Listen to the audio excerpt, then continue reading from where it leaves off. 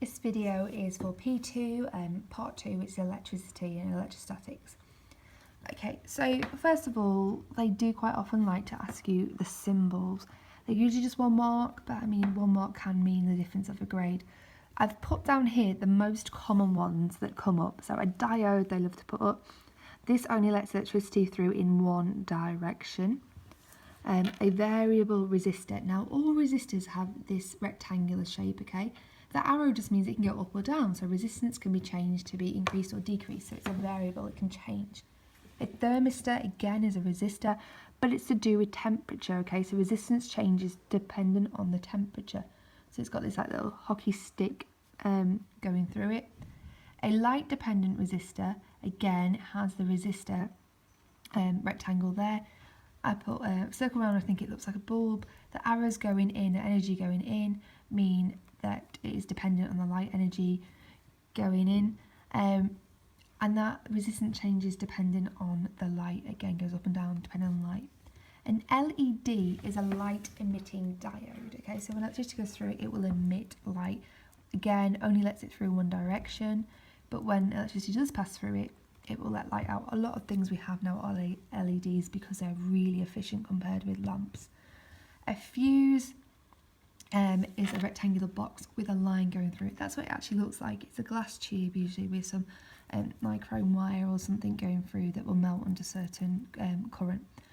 And it's a fuse. You can say blow, but it just melts. Electrostatics hasn't come up in a while. It can be a big question when it comes up, but it's just a simple premise really. Electrostatics is all about insulators because metals can carry a charge, whereas insulators cannot carry a charge. So if you have 2 insulators rub against each other, the friction causes electrons to be transferred from one to the other. So if you gained electrons, you become negative, and if you lose electrons, you become positive. So it would just be using that in a question. I've seen them ask about people on slides, I've seen them ask about polystyrene balls. It's just remembering that premise really of insulators, friction, transfers electrons, which causes them to be charged. Fuses and RCCBs, they do love to ask about these. A fuse, advantages and disadvantages. You can only use it once. If the current gets too high, it will melt or blow.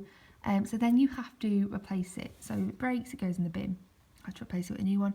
It takes time to melt. Now we may be talking only seconds, but there is still enough time to then cause maybe an electrical fire and stuff like this. RCCBs are residual current circuit breakers.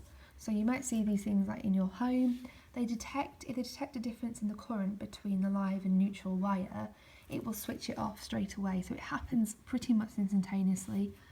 So it's really quick to react, and then you can just flip it back on again, so it's a lot safer. AC/DC, not the band, alternating current and direct current. Okay, so direct current is things like batteries, so your mobile phones, clocks. On an oscilloscope, it would just be a straight flat line. DC current is where it actually changes from positive to negative, so it alternates its current. And for mains electricity, that is actually 50 hertz. So that means it's 50 cycles of that positive negative per second. And that's for anything that plugs into the mains. Main supply that we get from when we generate electricity comes to us at 230 volts. Usually tell you that within the question, but they do love to ask you what is the frequency of main supply, which would be 50 hertz. And then wiring a plug, okay, not come up in a while, but can come up.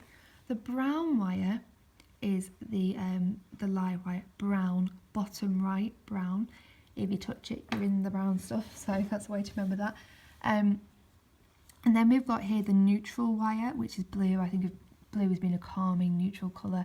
And that's bottom left blue. And then green and yellow is the earth wire. And I think that green grows up. That's how I remember that one.